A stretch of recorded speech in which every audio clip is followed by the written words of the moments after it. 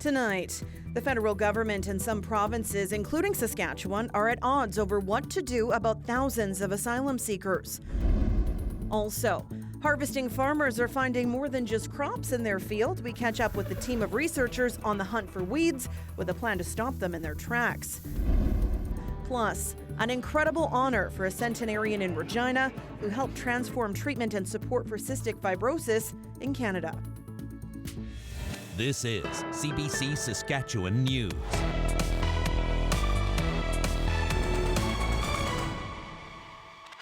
It is Friday, September 20th, and the CBC Saskatchewan News starts right now.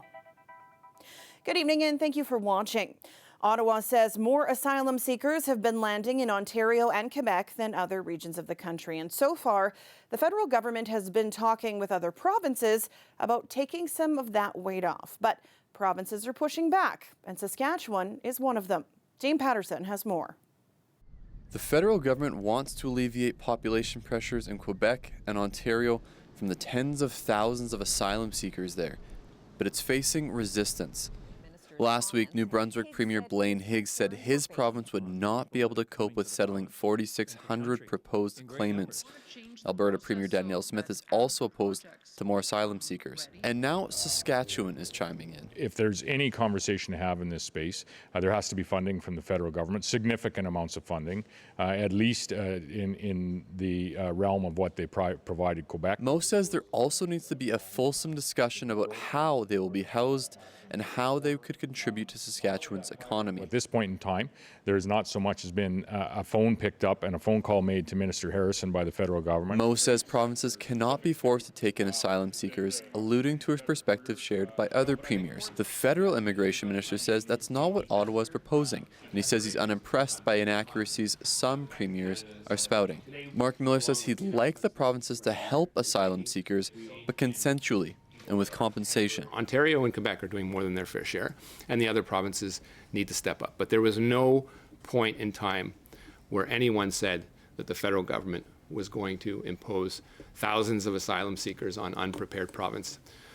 Local organizations are hoping the governments can work together. What we're talking about is lives of people, right? And we don't want to push the responsibility to not us, you, or that kind of thing. According to federal numbers, there have been nearly 38,000 asylum claimants in Quebec and about 55,700 in Ontario from January to July this year. So far in Saskatchewan, there have been 315. Dane Patterson, CBC News, Saskatoon. Saskatchewan's election is just over 5 weeks away. Now, the government has not officially made the election call yet, but the campaigning has certainly begun. CBC's political correspondent Adam Hunter and Leader Post columnist Murray Mandrick break it down on our weekly political panel with Morning Edition host Stephanie Langenegger. 1, 2, 3. No, they didn't. Well, they didn't. It seems like we're a broken record here because there is this kind of ongoing campaign day after day. The government has 3 or 4 announcements. A lot are, with media there in attendance all over the province. The NDP is doing on about an announcement a day. Some of them are new platform announcements. Some are things we've heard before, like removing the PST on children's clothes or Higher Saskatchewan plan. The details, the cost, what they've done the math on, that may be new, but some of the ideas aren't, and things they've been promised before. When it comes to Scott Moe, as you said, he's had a lot of shovels in hand, urgent care center. He was at Sask Poly, site of a new building there a few weeks ago with a shovel in hand and a hard hat, and that's campaign mode for sure. We're still more than a week probably away from an election call, so I'd expect another 5, 6, 7 days of this. What I've seen more of since we spoke last week and the week before about this campaign that's not a campaign is people complaining that this is all happening with our money. And that is a legit complaint. In that sense, I think the government is doing less well in this pre-campaign period than the opposition, because as Adam outlined, we may have thought the NDP might move in this direction, but they're actually kind of rounding out what their campaign platform is going to look like, and that's vaguely resembling news. Nothing the government is doing is vaguely resembling news. As Adam pointed out, Gene Mikowski's announcement yesterday was, oh yeah, it was in the budget, but it didn't get much coverage, so let's re-announce. You love an honest politician, don't you? Yeah. And it was an honest answer, and that is the problem. And people are getting a little annoyed about this because it brings up two things. Okay, why didn't you do this before? Why are you re-announcing it now? And why are you basically campaigning on it on my dime? And I think that's a little frustrating for the public. It doesn't get the government off to a good start. I don't think they're actually scoring many points is for all the wondrous things that they've done right now. And I think it's probably the oppositions that have sort of won the pre-election period right now, if that matters any. You can watch more of that conversation on our YouTube channel. The Thomas Hamp murder trial in Saskatoon is taking an unexpected break until December. The trial began Monday with the 27-year-old admitting that he did fatally stab his girlfriend, Emily Sask. But his lawyer says he's not criminally responsible because of a mental disorder. So why is the trial on hold? Dan Zakreski brings us the story. 1 month after fatally stabbing his girlfriend, Emily Sask, Thomas Hamp wrote a series of apology letters to her family from jail. He wanted to explain to them what happened the night that she died. Staff at the jail intercepted the letters before they could be sent to the Sask family.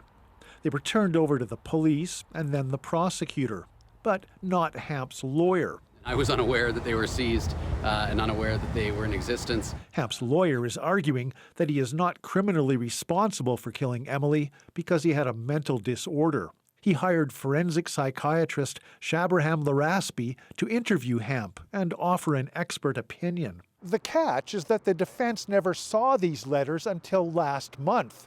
This means that their expert witness didn't see them either.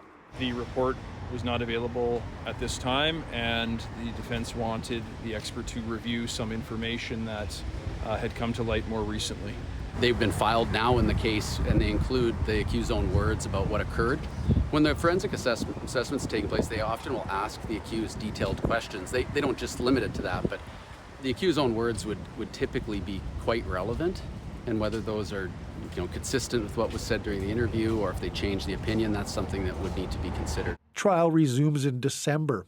That's when the forensic psychiatrist will present his report. Dan Zakreski, CBC News, Saskatoon.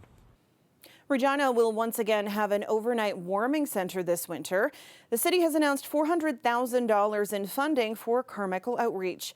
That funding will allow the organization to open an overnight warming space for 80 people at its building on 12th Avenue. It was a service that was offered last winter, but its fate was up in the air due to lack of funding. Regina says $100,000 comes from this year's city budget. The remaining funding is being provided by Saskatchewan's Ministry of Social Services. The warming center will open up no later than November 1st. The Prince Albert Police Service is asking for the public's help in reducing neighborhood crime. They're hoping people will voluntarily register their personal security cameras with the police. The program is called Safe Neighborhood Camera Registry. It's a secure web system that allows residents and businesses to register their outward-facing security cameras and share images if a crime happens in view of the camera. Police will not be able to access a person's camera at any time. They have to get an owner's permission to see any footage. A lot of times people are concerned about providing information. A lot of misinformation out there. People actually think we want access to their systems to see what's going on. But, in essence, this is just a registry. It allows us to take a look at a geographic area. And if people have been contributing, providing us with their name, give us a little bit of information about what type of camera system they have, where it's pointed, very quickly investigators can go and look and determine whether or not there's something there that can help us progress an investigation. People can withdraw their consent at any point, and police are really hoping that people do consider to help contribute to the safety and security of their community. Saskatchewan athletes who competed in Paris this summer were welcomed home at a special ceremony today. Olympians and Paralympians were recognized this afternoon at the Legislature building. Among the attendees were Regina artistic swimmer Kenzie Prudell and Saskatoon para-swimmer Shelby Newkirk. Newkirk claimed her first Paralympic swimming medal, a bronze in the 100-meter backstroke, and they shared what it was like competing on the world stage. It's really such an incredible feeling. It's something I've been dreaming about for my entire life. And when we got to Paris, I remember stepping on that stage and seeing the crowd and just feeling so proud to be there and so supported by my family and all the fans. In my particular race, the person that used to hold the world record got second and somebody new broke the world record. So you never know how fast people are going to go, but it was absolutely amazing to be able to touch that wall in third and know that I'd given everything I could, and to be able to come home with a medal is huge. Newkirk says she's grateful for the support she and other Paralympians are getting. Meanwhile, Prudell hopes she inspires the next generation of Saskatchewan swimmers to pursue their dreams. Well, it's actually a nice day to enjoy the flowers and the flags outside Regina City Hall. That blue flag you see, that's a peace flag. It went up this morning to mark the United Nations International Day of Peace, which is tomorrow. The flag will fly until Monday morning. So how does the forecast look for the weekend? Until then, Nathan will have the answer after the break. Stay with us.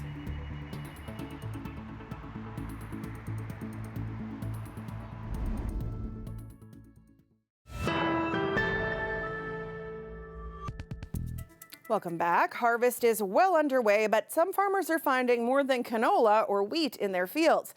They're coming across a lot of weeds. Now, a team of researchers across the prairies is on the hunt for the pesky plants, while also finding ways to stop them in their tracks. Ethan Williams has more. Julia Leeson is on patrol. She's looking for weeds in this wheat field. Leeson is part of a team of Agriculture Canada researchers. They go from field to field across the prairies, taking a sort of inventory of different types of weeds. The surveys are done after in-crop spraying and before harvest, so we're looking to see what survived in-crop management and will potentially produce seed and be a problem next year. One that always seems to be a problem is kochia, a highly adaptable and resistant weed that can spread like wildfire. And warmer weather due to climate change is making it spread faster and further. We are seeing it now move up into areas even north of Saskatoon, for example, and we've also documented this weed now starting to become an issue even as far north as the Peace River region in Alberta. Modeling from Agriculture and Agri-Food Canada shows that range could be even further north and further east into Manitoba by the year 2070. Kochia and other agricultural weeds can also thrive under drought conditions, something the prairie provinces are no stranger to, and something that will get worse under climate change. Herbicides are one solution to keeping all these weeds at bay, but many are constantly outsmarting farmers by evolving and finding ways to resist chemicals. That's where Sean Sharp comes in. He's using a non-herbicide spray to make weeds emerge in the fall. That way they're killed off by the frost, leaving them unable to regrow come spring. So we were able to get about a 10% increase in the greenhouse of emergence on freshly matured seed, which is very promising. It's research that could benefit fields like this one on Stuart Lawrence's farm. Lawrence grows pulse crops where kochia is known to thrive. Well, there's a saying that, you can't spray your way out of a problem you sprayed your way into. And so I think that agronomy and cultural controls are going to be the best tool that we can have in the future to get, kochia under control. And until there's a solid solution, weed watchers like Julia Leeson will keep hunting, making sure no weed goes undetected. Ethan Williams, CBC News, near Saskatoon. This weather update is brought to you by Mercedes-Benz Regina, proud member of the Capital Automotive Group.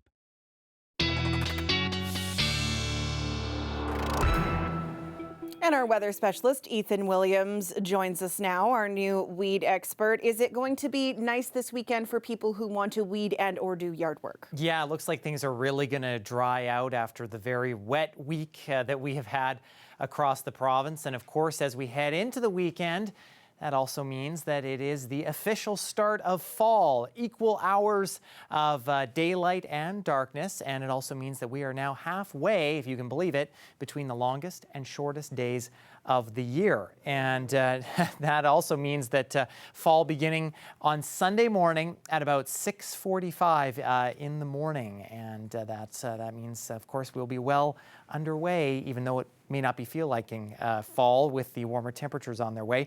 Now, with the end of summer, we've seen quite a bit of rain. And with that has come some very picturesque scenes at times, too. This rainbow captured by Kayla near Battleford just this morning out her window.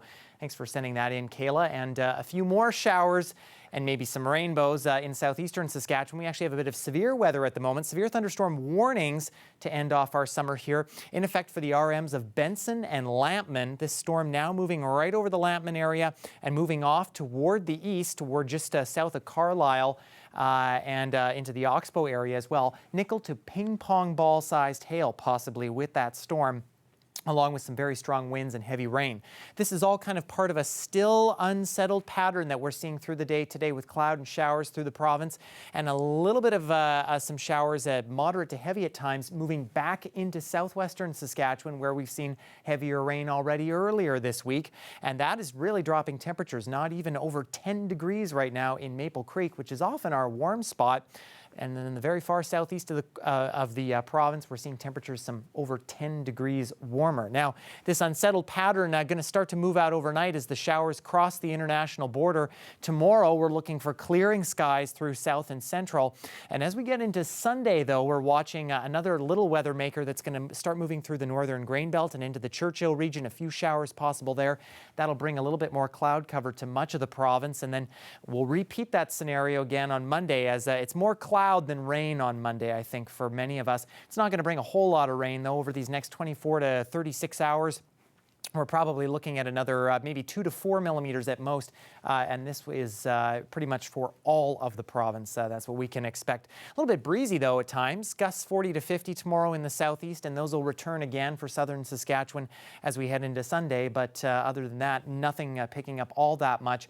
We are watching our jet stream, though. We've kind of been under this more unsettled trough pattern these last few days with the unsettled weather, but this ridge starting to build out west, and that is going to bring warm summer-like temperatures our way, as I was alluding to a little bit earlier. After the weekend, we'll see temperatures jump into the 20s, mid-20s possibly by midweek next week. That's almost 10 degrees above normal for Regina and southern Saskatchewan. And Saskatoon, a pleasant weekend ahead, really feeling like the nice kind of start to fall that we always like as we get into these first couple of days, and then jumping right up into double-digit territory with warm overnight lows. So fall who, Sam? I was going to say, it's the end of September, right? Yeah. So weird. Yeah. All right. Thanks, Ethan. You're welcome.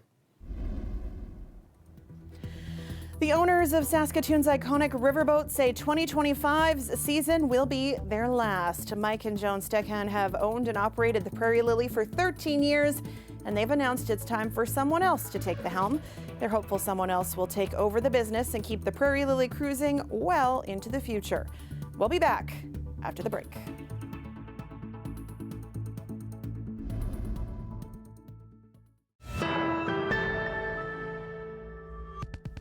Welcome back. In June, Frank Leier celebrated his 100th birthday, and this week he was honored by King Charles and the Lieutenant Governor. His lifelong dedication to finding a cure and treatment for cystic fibrosis has been transformative across Canada. Leier received the Coronation Medal on Thursday at Government House, and today a party was held in his honor. Frank Leier. This is a dream that I never dreamt of. Never even anticipated of something like this. We started off just as ordinary family. And when Lorna was born, it was like the doctor told us that she's got cystic fibrosis. Would you believe that Barb and my wife Barb and I couldn't say the word so it was a life-changing experience. We've got a child that's sick. She needed an operation within a couple of days. How do you cope with all that? So we had to learn from scratch. Made a lot of trips across Canada and into the USA to try and find, there's got to be a cure, to try and find something, you know. And unfortunately, we were not able, but through research and that, this thing just magnified and things got better and better. And they finally come up with this pill. It was a huge game changer. Within 24 hours, there was a change for the good. Really? The lungs started opening up, the mucus started coming out, and it's been on go. If we had to buy Trikafta, it would be over $300,000 a year. So we are very thankful. This is it's a pretty big deal. I mean, you don't do stuff to get awards, but it is nice to be recognized. When you grow up and are raised by a person like him and my mom, you almost kind of get used to it. I mean, you don't. I mean, I had a friend of his said to me one time, if you grow up and be half the man your father is, you'll be one hell of a man. And I said, don't set the bar so high. You know. There isn't words to express it. Goes close to the heart. I went to bed last night and I was thinking about it, and of course, fell asleep. Yeah, that's good. That's good. What a story. You got to follow that guy. I know, right? Well, I can at least maybe try to bring some nice weather for Frank tomorrow. 8 degrees at 8 a.m. in Regina, a little on the chilly side, but northwest winds a little bit gusty. But as we go through the day, we'll see mostly sunny skies, maybe a little bit of increasing cloudiness by the noon hour. 14 is not it's not far from where our daytime high is going to be tomorrow. A nearly identical start to the day in Saskatoon. I think we will see a less cloud cover in the Bridge City and also a temperature around 14 or so. Of course, the Riders tonight in Calgary for the game against the Stamps, and kickoff conditions will be a little bit chilly there. They're looking for a risk of frost tonight in Calgary. The kickoff temperature will be 8 degrees, but by the end of the game, closer to about 4 degrees. There is a chance of a shower at kickoff, but some light winds as well. So, well, they won't have to contend with the winds, but it might be a little bit of a chilly night for the Riders and Stamps, Sam. We're not looking for frost. We're looking for a win, Ethan. And the W, not the F. Not the F. Thanks, Ethan. You're welcome.